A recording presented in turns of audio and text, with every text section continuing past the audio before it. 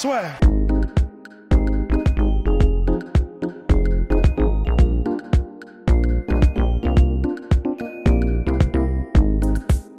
Bonjour à toutes et à tous, bienvenue au podcast La Sueur. Aujourd'hui, petit épisode particulier puisqu'on va reprendre un petit peu ces extraits entre deux gros podcasts, donc chaque dimanche, soit le matin, soit l'après-midi, soit en soirée, le trio de l'enfer revient pour parler des actualités en boxe et donc en MMA. Et là, on va parler de MMA. N'hésitez pas donc à vous abonner, balancer les pouces bleus. Là, on a reçu énormément de soutien, ça fait énormément plaisir pendant toute la semaine de l'UFC 242. On a vraiment explosé tous nos maigres records. Donc franchement, merci beaucoup parce que là, on vous prépare des choses intéressantes pour fin septembre et novembre. Normalement, il devrait y avoir pas mal de contenu assez intéressant. Mais là, donc oui, on s'intéresse à finalement la suite pour Dustin Poirier, qui a été donc battu par Khabib Nurmagomedov. Il y a eu les articles sur La Sueur, on a eu les podcasts ensuite d'après-événement sur qui peut, en fait, quel prochain défi pour Khabib. Alors, on veut pas que Khabib perde, bien entendu. Nous, en fait, quand on a mis deux hommes pour faire tomber Khabib, c'est pas du tout des mecs qui sont là en train de détester un combattant. Non, c'est pour se poser la question de quel prochain défi pour Khabib. On aurait pu aussi appeler cette vidéo comme ça, mais c'est vrai que bon, quel prochain défi pour Khabib, ça peut être de tout simplement terrasser la catégorie, comme le fait par exemple John Jones. Donc c'est vrai que c'est un petit peu moins intéressant que de se dire qui va vraiment pouvoir proposer un challenge de taille pour Khabib. Pourquoi pas le mettre en danger, donc pourquoi pas le battre. Donc qui pour battre Khabib finalement, sachant qu'il ne lui reste plus beaucoup de temps, parce que c'est vrai que lui comme son entourage disent que 2-3 combats et ça pourrait être la fin. Bref, mais donc revenons à nos moutons, en l'occurrence Dustin Poirier. Donc Dustin Poirier qui a perdu là contre Khabib Nurmagomedov, qui était sur une superbe série avant ça, et on avait reçu pas mal de messages sur les réseaux sociaux, donc notamment Instagram @LaSueur. N'hésitez pas à vous abonner et puis nous envoyer des DM, on y répond, ça nous sert de question pour nos prochains, on va dire, contenus. Là, c'était quelqu'un qui posait la question assez justement, c'est est-ce qu'en cas de victoire contre Khabib, Dustin Poirier pourrait être considéré comme le plus grand lightweight de tous les temps? C'est vrai qu'après des victoires contre Anthony Pettis, Eddie Alvarez, Justin Gaethje, Max Holloway, s'il avait battu Khabib, ça aurait été les sommets pour lui. Aujourd'hui, donc, il a perdu contre ce cher Khabib Nurmagomedov. Il a désormais un bilan de 25-6 en carrière, le cher Dustin Poirier. J'ai mon ordinateur, voilà, pour ne pas dire de bêtises au niveau des stats. Et dont un no contest, bien entendu. On se souvient tous du premier combat contre Eddie Alvarez. Bien. Donc maintenant, une fois qu'on a dit ça, ce cher Dustin Poirier là, qui a un stade de sa carrière où il a vraisemblablement empoché le plus gros salaire de toute sa carrière de combattant lors de l'UFC 242. On ne sait pas exactement combien il a touché. Il y a pas mal de sites qui ont dit oui, Khabib a le plus gros salaire de l'histoire de l'UFC. Ça, de toute façon, c'est faux, parce que on sait tous que certes, le père de Khabib a dit Khabib Nurmagomedov a touché entre 2 et 2,5 fois plus, et 2-3 fois plus que lors du combat contre McGregor à l'UFC 229. Sauf que ça, ce qui est bien important, c'est qu'il faut savoir qu'il y a ce qu'Abdoumane dit et ce qu'ensuite les commissions vont effectivement dire. Et dans le salaire, ça c'est la part du salaire fixe.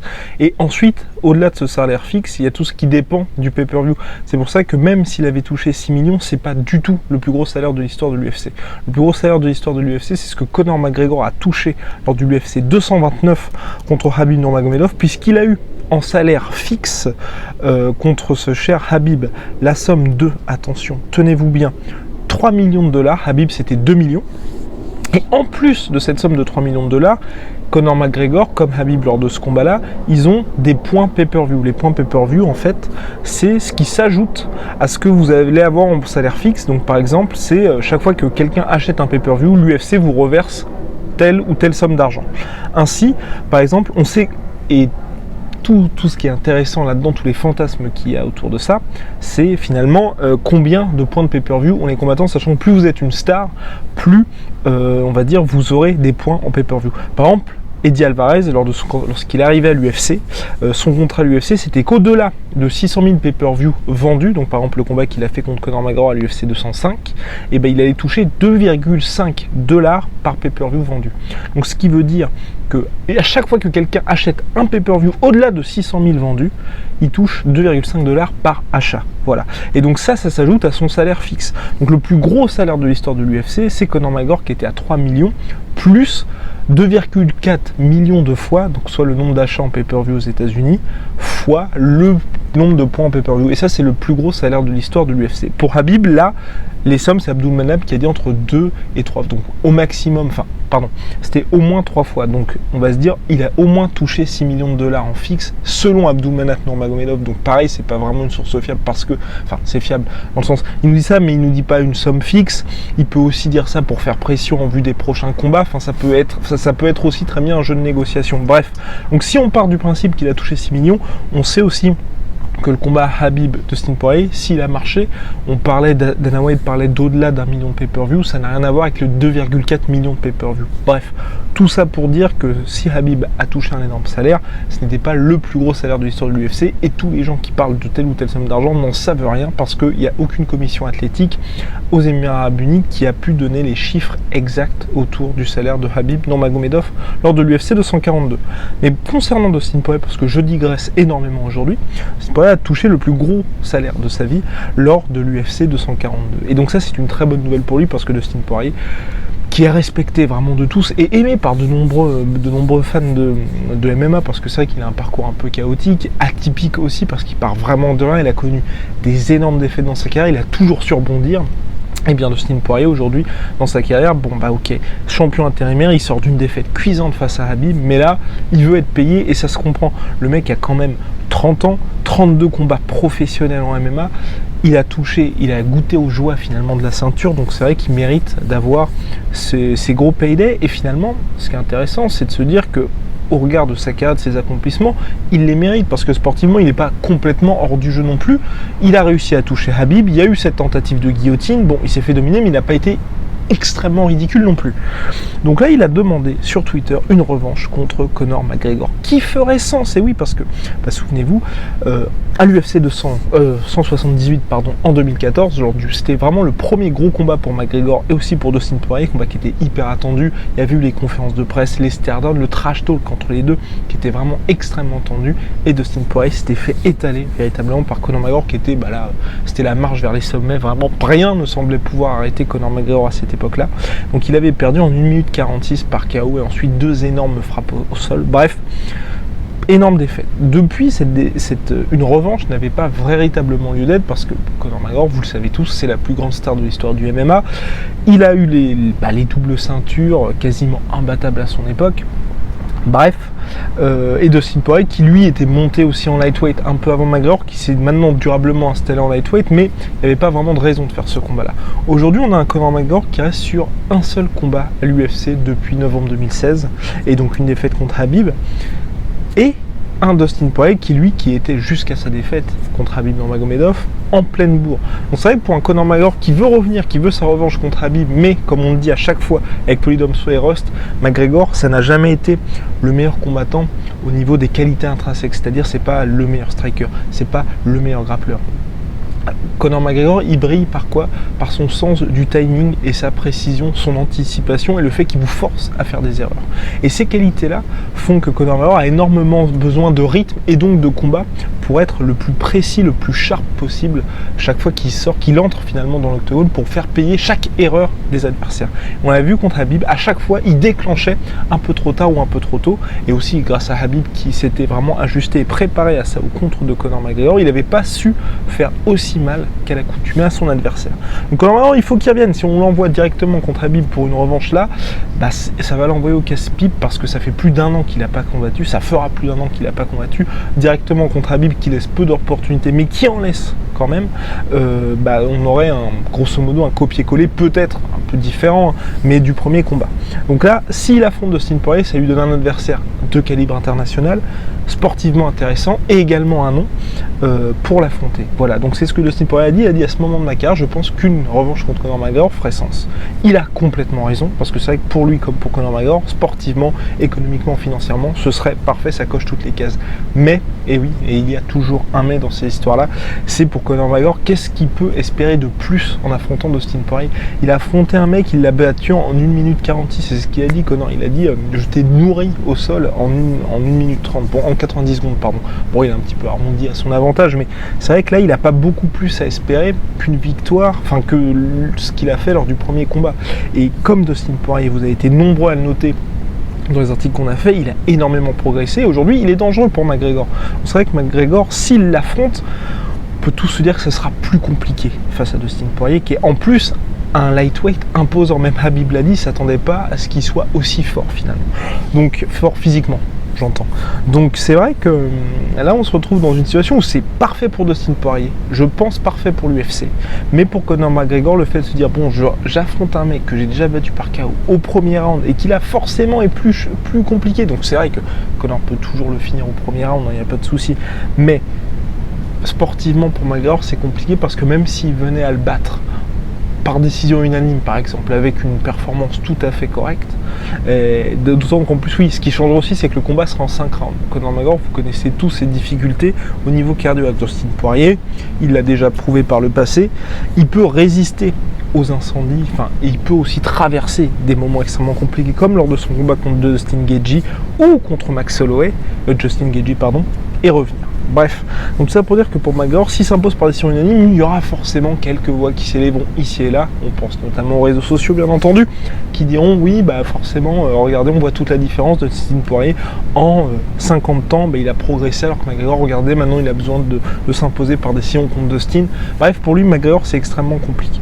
Donc voilà, donc c'est pour ça qu'il y a très peu de chances que ça se fasse, sachant que McGregor, en plus, c'est là qu'on se rend compte qu'il est un peu perdu, on va dire aujourd'hui, entre ses envies de retour UFC, mais aussi d'être payé à sa juste valeur. A raison d'ailleurs, parce que c'est vrai que l'UFC, on leur reproche souvent ça, c'est les salaires qu'ils offrent aux combattants. On rappelle que Nate Diaz, la somme officielle divulguée par la commission athlétique du Nevada pour son retour, c'était un salaire de 250 000 $. Bien sûr, on imagine qu'il y a eu des pay-per-view points, donc des points pay-per-view, mais on ne sait pas exactement combien c'était. En tout cas, son salaire fixe, c'était 250 000. Ce qui n'est pas énorme, vous en conviendrez, pour un mec du calibre de Nate Diaz. Donc pour Conor McGregor, le fait de se dire, je reviens contre Dustin Poirier, qui va être extrêmement compliqué pour moi sportivement parce qu'il a vraiment progressé. Alors que moi, je suis à un moment donné de ma carrière où je veux revenir, je dois revenir, mais pas contre n'importe qui. Un mec qui n'est pas une énorme star, donc ça veut dire qu'il ne va pas se faire autant que lors du combat contre Khabib Nurmagomedov, pas autant que lors du combat contre Mayweather, évidemment. Donc pour lui, c'est vrai que comme aujourd'hui, l'argent est quand même un déterminant important, c'est un peu compliqué. Et au-delà de ça, c'est vrai qu'il l'a dit, effectivement, il l'a terminé en un round. Donc quand on en est là, pour trouver de la motivation, c'est un petit peu compliqué. Et donc pour Conor McGregor, qui a dit... qui a directement répondu à Dustin Poirier en expliquant, en revenant sur tout le trash talk qu'il y avait eu lors de leur premier combat, parce que c'est vrai, ça vous pourrez le regarder sur internet, il y a pas mal de vidéos là-dessus. Entre les pesées et l'avant-combat, le fameux stare-down qu'il y avait eu entre les deux hommes, c'était très tendu. Et donc c'est vrai que McGregor n'a pas spécialement envie de faire de fleurs à Dustin Poirier. D'ailleurs, même juste après la victoire de Khabib, il n'y a eu aucune mention de Dustin Poirier. Alors que d'habitude, c'est vrai que Conor, vous le voyez, après chaque événement UFC, aujourd'hui, il est quasiment comme n'importe quel fan, il en profite pour tweeter, et quand il y a des combats intéressants, il dit bravo au vainqueur, et puis le perdant, c'est vrai que vous avez livré une belle bataille. Là, c'était juste, faites ma revanche contre Khabib à Moscou, voilà. On oublie complètement Dustin Poirier. Donc là, McGregor, il a juste dit, redemande encore, essaye de demander un petit peu poliment, et peut-être que j'y réfléchirai. Bref, autant vous dire que c'est un petit peu compliqué. Là maintenant, à moins que l'UFC fasse un effort financier considérable pour Conor McGregor, donc ça aurait donné d'énormes points en pay-per-view, sachant qu'avec leur contrat ESPN, on en avait parlé dans un podcast précédent, et aussi on avait fait des articles là-dessus, l'UFC est beaucoup moins dépendante des pay-per-view, donc ont beaucoup moins intérêt finalement à payer McGregor. C'est aussi ce qui avait fait que Brock Lesnar n'était pas revenu, c'est parce que c'était une question de salaire, où maintenant l'UFC n'a plus vraiment besoin de stars en fait pour que l'UFC fonctionne. D'ailleurs vous le voyez dans les récentes cartes, finalement les cartes aujourd'hui, que ce soit l'UFC 242 Khabib contre Dustin Poirier ou l'UFC 243 qui arrive à Melbourne au Marvel Stadium, c'est un gros combat et ensuite des combats moins importants. C'est bien sûr des combats intéressants, mais c'est des combats qui, pour des pay-per-view, à l'époque où vous étiez obligé d'avoir 3 gros combats pour que les gens achètent le pay-per-view, maintenant il y a ce besoin-là est moindre pour l'UFC. Donc voilà, donc il y a très peu de chances malheureusement que ce combat-là entre Dustin Poirier et Conor McGregor se fasse, sauf si, et là c'est pas un petit si l'UFC arrive à soit mettre une petite ceinture intérimaire entre les deux, mais là très peu de chance aujourd'hui puisque Khabib n'a pas de suspension, n'a pas de blessure et que tout semble porter vers Khabib Nurmagomedov contre Tony Ferguson. Et voilà, donc là ça s'annonce compliqué. Et Par contre, le combat aurait été possible, et c'est là que c'est intéressant, on en parlait avec Rust et Polydomso, si Dustin avait battu Khabib. Si Dustin avait battu Khabib, pour l'UFC, pour tout le monde, c'était parfait. Parce que, sauf bien sûr Khabib et puis son bilan, toute sa team, parce que si Dustin battait Khabib, vous pouviez être sûr que Conor McGregor aurait demandé sa revanche contre Dustin Poirier, parce que oui, je t'ai battu lors du premier combat, ceci, cela, il aurait demandé sa revanche parce que Dustin avait quelque chose à offrir. Là aujourd'hui, Dustin Poirier, c'est un mec qui vient de perdre contre Khabib Nurmagomedov comme 27 autres mecs avant lui, et il n'a plus de ceinture. Là, il aurait eu la ceinture à offrir à McGregor, ce qui est quand même intéressant, parce que McGregor, il aurait pris le risque dans ce cas-là de revenir contre un adversaire qu'il avait battu au premier round, et il se serait dit ok, même si je m'impose par décision, même si je galère, même si c'est compliqué, si je l'emporte, j'ai la ceinture. Donc s'il y avait eu ce combat de Dustin Poirier, lui, il aurait forcément voulu sa revanche contre McGregor, parce que c'est une victoire, une des plus traumatisantes de sa carrière. Il faut bien vous dire que c'était le combat le plus important de la carrière de Dustin Poirier jusqu'au combat contre Max Holloway. C'était vraiment, il faisait face, c'était les deux finalement étoiles entre guillemets montantes de la catégorie qui s'affrontaient, et c'est pas à la fin il peut en rester qu'un, mais de temps en temps l'UFC font des combats entre deux adversaires qui sont jeunes, qui présentent les mêmes qualités, qui un peu finalement représentent le futur de l'organisation. Et il avait perdu ça après énormément de communication. Donc forcément Dustin Poirier, que ce soit 2015, 2016, 2017, 2018, 2019 et même après dans sa carrière, il voudra cette revanche-là. Dans tous les cas, il aurait voulu cette revanche. Il y aurait eu Dustin Poirier, Conor McGregor 2 pour la ceinture, et ensuite le vainqueur allait affronter Khabib une deuxième fois. Bien évidemment, on vous laisse imaginer quelle aurait été la préférence de l'UFC. Ça aurait été une victoire de Conor McGregor pour faire une revanche entre Khabib, qui aurait entre-temps affronté et battu Tony Ferguson, contre McGregor vainqueur, de nouveau champion. Khabib McGregor 2 pour la ceinture, et avec cette fois McGregor en porteur de ceinture. Là ça aurait été parfait pour l'UFC. Mais voilà, Dustin Poirier a perdu, Khabib a conservé son statut d'invincible, et là Dustin Poirier veut sa revanche contre Conor McGregor.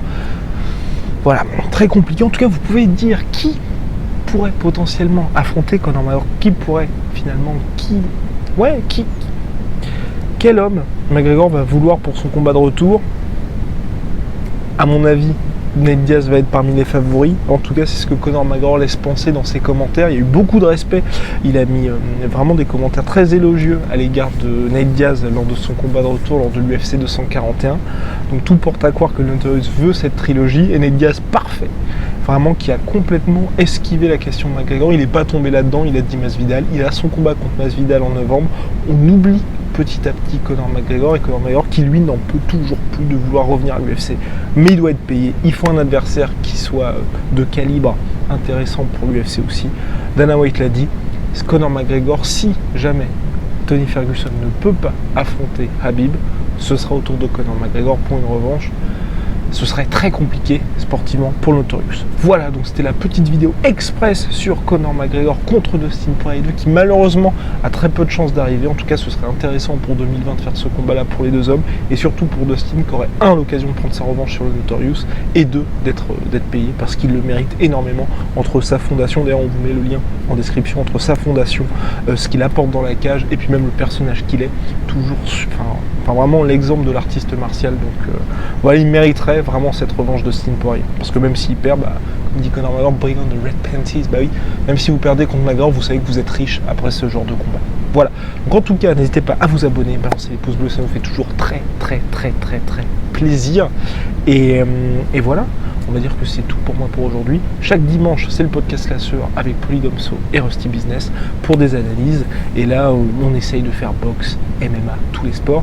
Si vous avez, important, voilà, je vais essayer de le dire un petit peu plus souvent dans les podcasts. Si vous êtes combattant, vous connaissez des combattants, vous managez des combattants, parce qu'on souhaite de temps en temps des demandes de ce type, envoyez-nous un mail, contact@lasueur.com. On essaiera de faire tout notre possible pour soit vous interviewer, soit vous faire participer au podcast. Et si vous êtes aussi dans le sport, parce qu'on a reçu des messages de différents intervenants, là aussi au niveau des personnels de santé, des entraîneurs, des coachs, n'hésitez pas aussi à nous envoyer un message sur contact@lasueur.com. On essaiera de faire des choses également avec vous.